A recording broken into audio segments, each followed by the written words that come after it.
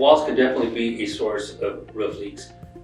It's been my experience in the past that in most cases the wall flashing materials integrate with the parapet walls, whether it's a block wall, a stucco wall, or a metal wall. So they can definitely be a source of a roof leak. Over at the Santa Fe Community College, when we did that project, we did a lot of wall repair. Both stucco and also with the HydroStop system, we installed that product over really bad stucco walls that were cracking. It was an easier fix to do the HydroStop materials than to actually hire a stucco contractor to go in there and make the repairs. Their biggest failure at their parapets was stucco.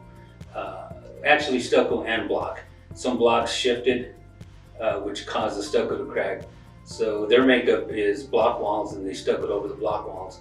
So we did have some failure at the stuccos, but a lot of it too was the blocks had shifted because they were just old. And, you know, like I said, expansion and contraction. They get extreme weather up there in the winter, which freezes a lot of the product, and then when it warms up, it shifts. So you'll have things move in different directions. So yeah, we did a lot of wall repair over at the Santa Fe Community College. We recommended to use a HydroStop on the walls because we've used it for many years. It's a proven product, and also GAF recommended as well to apply the HydroStop in those areas.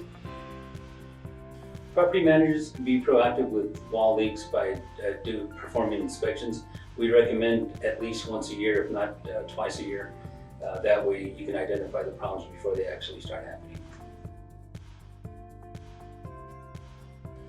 Some important red flags to look for when it comes to walls is cracking, mortar joints coming loose, stucco failing, expansion and contraction. That causes a lot of walls to not perform as they should.